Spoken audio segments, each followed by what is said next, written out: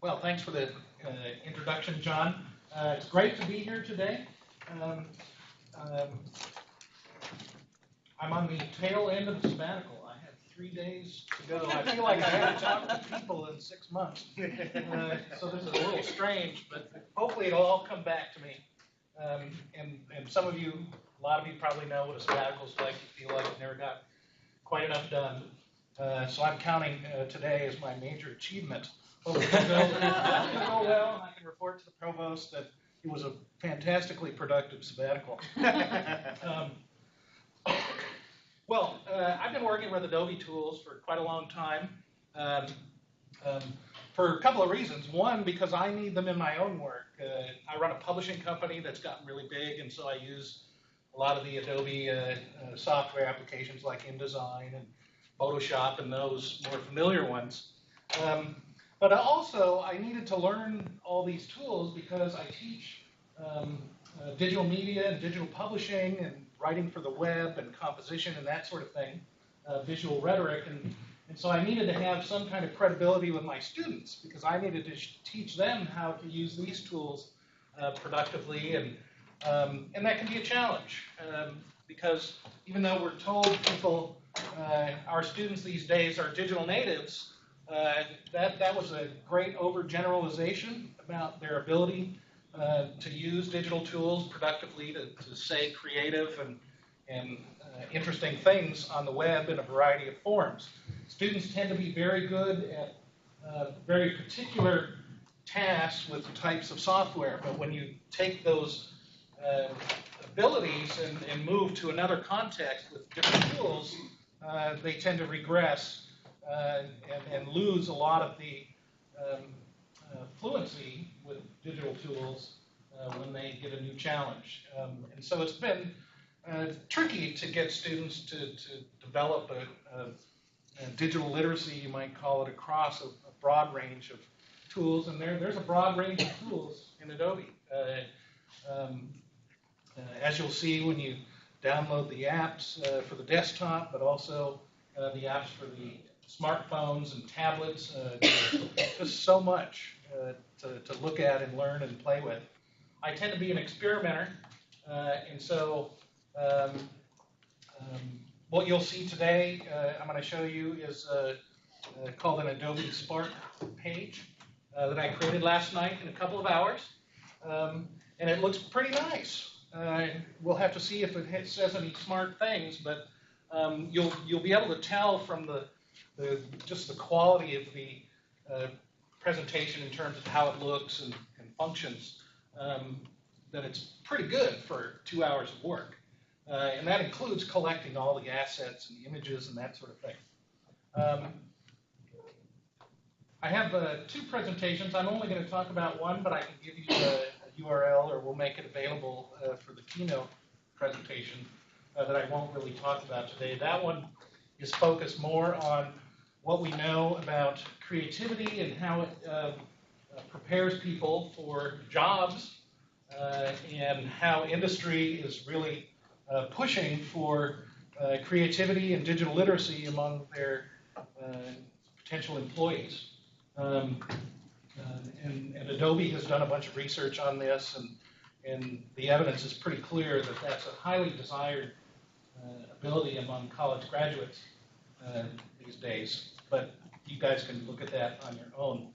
I want to focus on what you have in this book. It's called Show Your Work by Austin Kleon. It's a very short book, but has been highly successful among a broad range of people because it comes up with 10 principles for showing your work, which will cultivate creativity.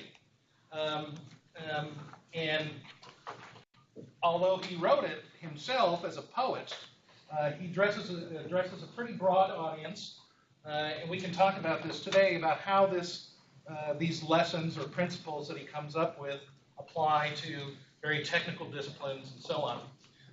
The underlying gist is that we all have stories to share, and as Barbara said, not just out of creative writing departments or creative writing programs in English departments, but across the disciplines. More and more, All faculty are being encouraged to tell their stories, to make their work public, or to speak for it, tell the story of their work. And these principles here will get that process going. It'll introduce you first to some of the processes and tools and potential with the idea that you'll be able to show your students how to do these things as well. In the end, the idea is that everybody would have a great portfolio of work, especially students, on the web when they go out to start their careers. And in turn, your work will be more widely known and understood, and you'll have resources to use for a variety of purposes, including grant applications and so on. I'm working on a $250,000 grant for the NEH, and I have prepared one of these Spark presentations for a conference. And it turns out that the proposal was on that topic, and so I could refer them to work that I had already done that was on the web, that looked really good. It didn't take me that long to do, but I know they'll look at it and say, wow, this is serious stuff. And hopefully it'll help the grant application. So I'll show you that a little bit. All right. This is on the web. There's no way you can possibly read the URL. I don't know how to adjust this with 4K, but we will send it out to you. Yeah, we'll send everything the speakers give us out to you afterwards. What I'm going to do is go through the first 7 of the 10 principles that Cleon mentions in the book. I think they're the most important ones. So, let's see if I can make that a little bit bigger.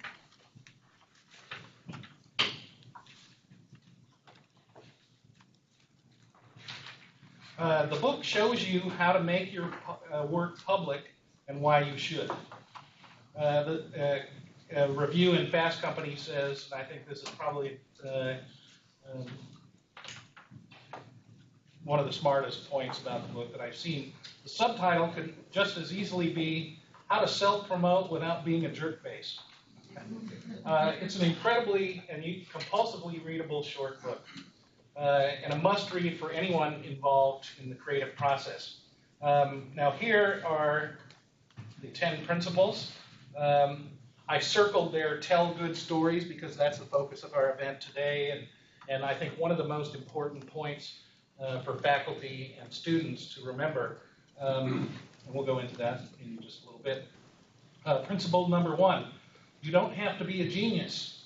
There's that myth, culturally, that's been around for a long time, that creative people are kind of born with it, and then they often have to just wait for the muse to strike, and some creative flash will occur, and they'll write their book or their poem or paint or whatever it is that they're doing.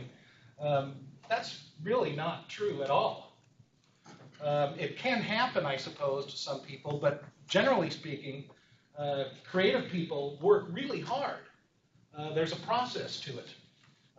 And Cleon, and we'll talk a little bit about this also, that you have to work at it, you have to be persistent, and you have to think about what your process is and why you're doing things, and all that kind of self-reflection is there. And great ideas emerge over time. Cleon refers to an idea that Brian Eno, who's a musician, worked with David Byrne on some stuff, and goes around collecting ambient sounds and creating really interesting music. He discusses what he calls the scenius, or like the scene. The ambient context where minds connect with other minds, where we share ideas, collaborate, compete, contribute collectively. Or as Stephen Johnson puts it in Where Good Ideas Come From, chance favors the connected mind. Creative people connect with their peers, with colleagues, with people who consume or react or respond to what they create. And that's really important. It doesn't always happen that way, but that's what kind of cultivates creativity and helps with making those kinds of unexpected connections that we recognize as creative. I'm just going to show you a part of this video. You'll get the idea. It's a whiteboard demonstration. For the past 5 years, I've been investigating this question of where good ideas come from. It's the kind of problem I think all of us are intrinsically interested in. We want to be more creative. We want to come up with better ideas. We want our organizations to be more innovative. I've looked at this problem from an environmental perspective. What are the spaces that have historically led to unusual rates of creativity and innovation? And what I've found in all of these systems, there are these recurring patterns that you see again and again that are crucial to creating environments that are unusually innovative. One pattern I call the slow hunch. That breakthrough ideas almost never come in a moment of great insight, in a sudden stroke of inspiration. Most important ideas take a long time to evolve, and they spend a long time dormant in the background. It isn't until the idea has had 2 or 3 years, sometimes 10 or 20 years to mature, that it suddenly becomes accessible to you and useful to you in a certain way. And this is partially because good ideas normally come from the collision between smaller hunches, so that they form something bigger than themselves. So you see a lot in the history of innovation, cases of someone who has half of an idea. There's a great story. I'm going to jump ahead now because we don't have time for the whole video, but this is a nice way of illustrating concepts here with the whiteboard animation. Almost to the end.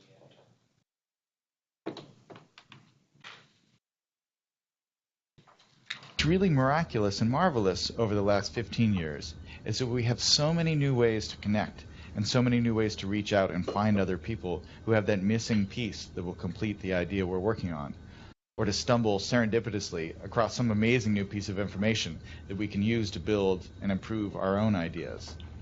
That's the real lesson of where good ideas come from, that chance favors the connected mind.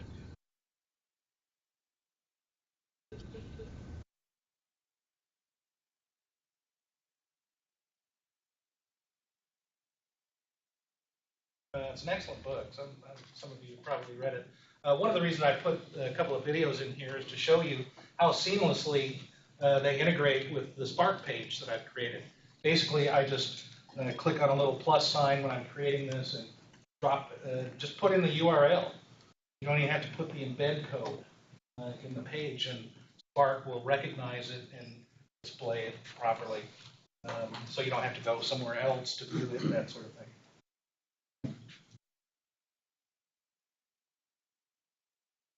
Okay, think process, not product. People are naturally interested in what creative people do, how they take an idea and represent it, or let it bounce off other ideas, or how they gauge their situation, the world, and formulate a response to it.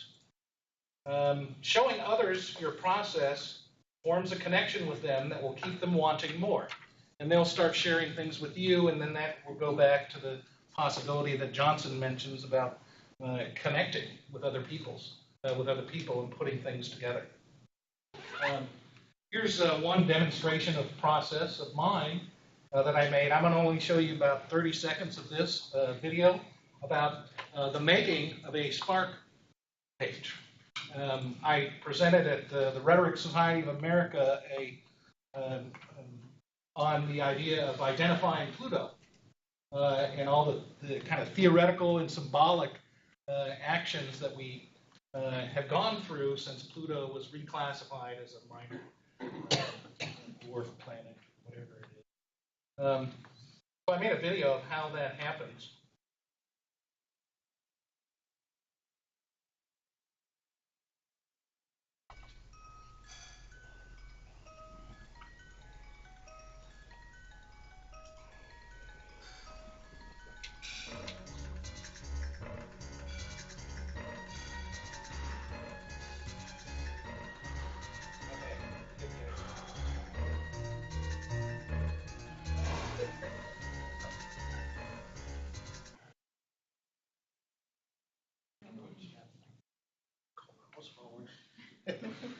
That looks hard, but it actually is not that hard. Took me about 2 hours to make it, and actually I can show you what the finished product looks like.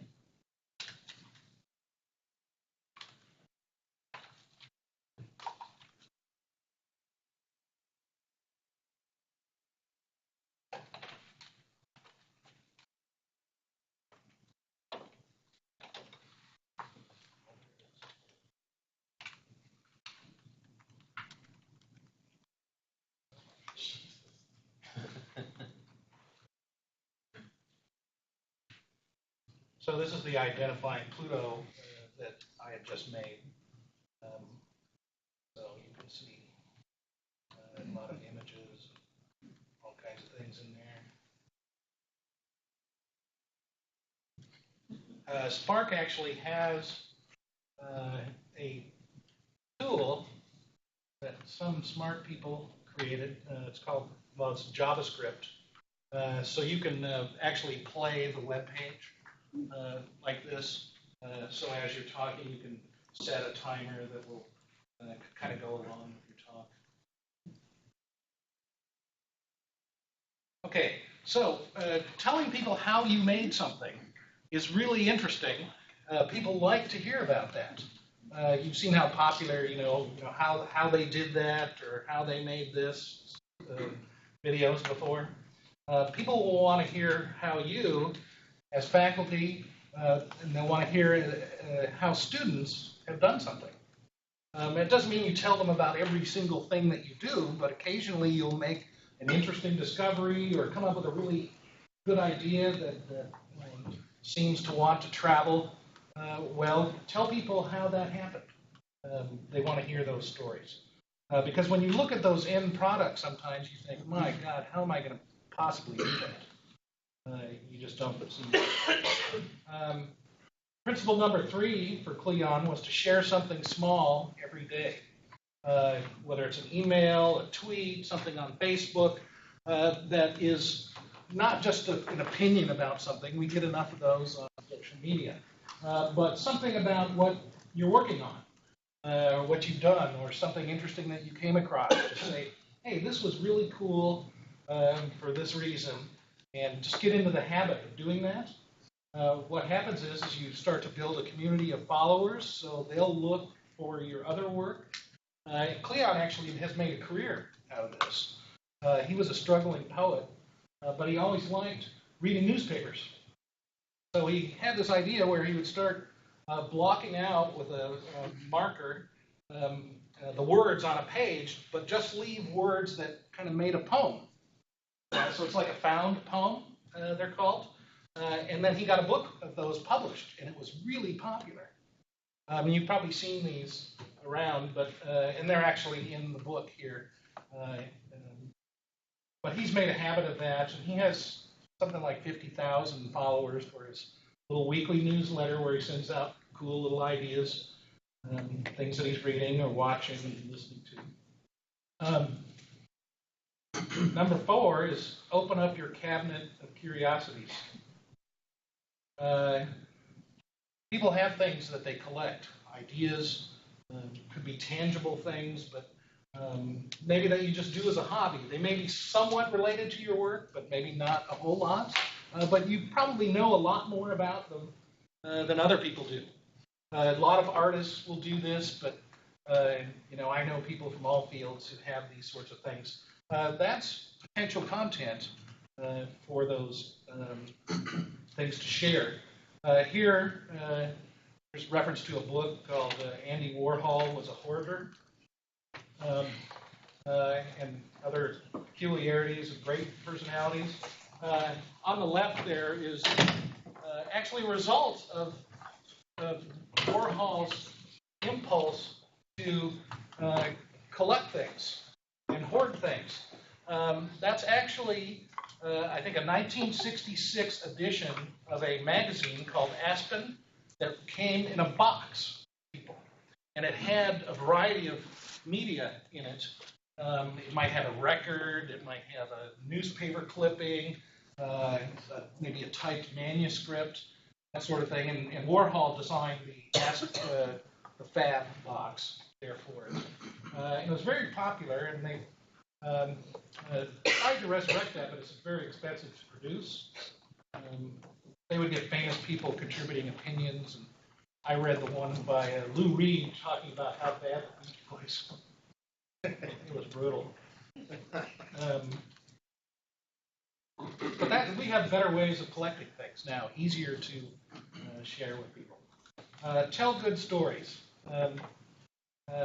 We won't have time to talk a lot today about what good stories actually are, or necessarily how to produce them, but tell the story of how something happens. Human beings want to know where things came from, how they were made, and who made them.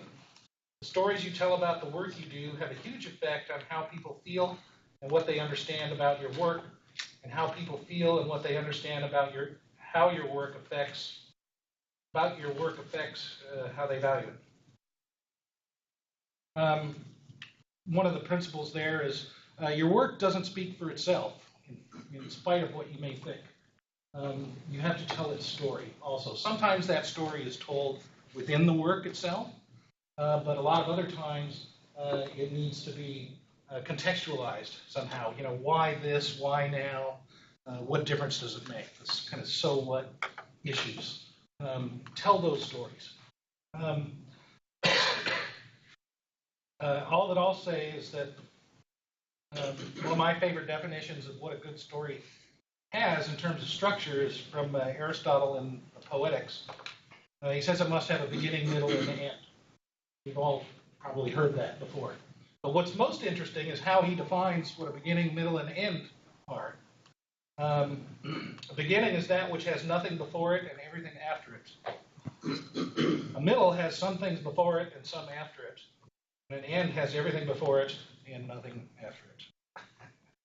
So there you go. Your formula for writing good stories. Practice is an important part of that. Teach what you know. Teachers appreciate that more than anyone, so we won't go into that much. But students in particular don't always appreciate what they know or recognize that it has value because just through a whole 15 or 20 years of schooling, a lot of times they're told that they don't know anything. But we're here to, kind of raise them up, to fill the empty vessels with content. And so being beat down for many years with that mantra, they don't always recognize their expertise or appreciate it or want to share it. And some of these principles will get them to start appreciating those things. Number 7, this is the last one I'll mention, don't turn into human spam. When you're posting about your work, what you're doing regularly, when you're telling the stories of your work, you're not spamming people. You're saying, here's what I'm doing. And people want to hear those things.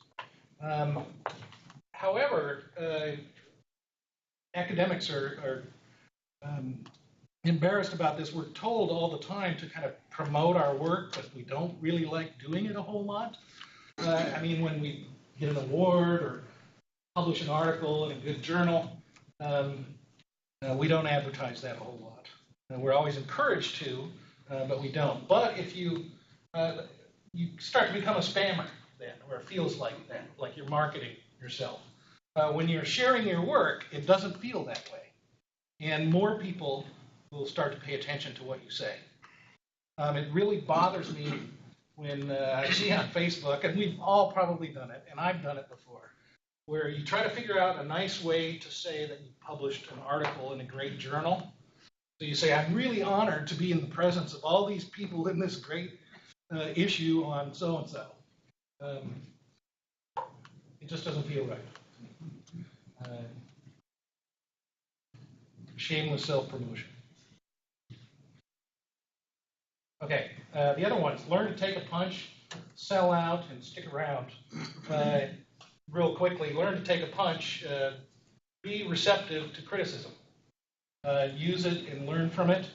Sell out is don't be shy about making money from what you share. It doesn't mean you charge for it, but what will happen is people will see you doing some really interesting thing, and they'll come to you and say, we want you to do consulting opportunities grow and these kinds of things. Stick around, be persistent, don't give up. It may take a few years before things really start to click with this, but that's okay.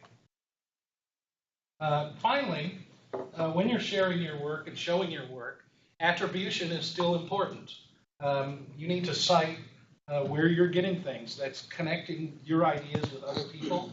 And the Adobe tools encourage people to do that, to assign maybe Creative Commons licenses to the work that they put on Spark, for instance, or Behance, which is a tool we might have a chance to talk about. It's like kind of LinkedIn for designers and professionals. But students need to be especially conscious of this. And that's one of the ways that you'll evaluate their work. How are they connecting it to other things, and are they explicit about that? Because that's an important part of this whole process. So this is what Creative Commons site looks like when you go to pick a license for your work. I usually pick the no derivatives, non-commercial. If I don't want people to take what I do and then change it and then publish it somewhere, sometimes I do things where that's good. I want that to happen, but most of the time not. But that's your... I'm going to show you one more thing really quickly. We'll send out the URL on this. This is a...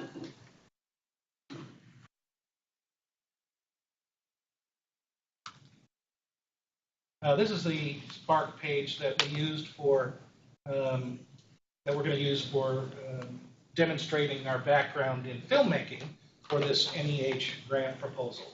We're making a really high caliber documentary film about a philosopher and rhetorician named Kenneth Burke, who really kind of brought rhetoric into the 20th century. And a deep meaning of what rhetoric really is, which is, the use of language to persuade people, not to lie or to embellish truth, but to try to get at it also, and how language plays a role in all this. We're going to make a film about it, and so this has some of the clips and some of the archival images that we plan to use, and this was already done for a conference presentation. So we had recordings, we have some videos, some music, because he wrote music also and hung out with most of the famous artists and writers of the 20th century. But it was really convenient for me to just say, okay, here's the URL, and it'll look good. And I can always change it if I need to, revise things. So it came in handy for that reason too. It tells the story of my work in a way that a grant application might not always allow you to do. So I'm going to quit there, and I can take questions now or later, or how do you want to... I think we'll save questions so we can go through our packs of speakers. Is that okay? So next speaker.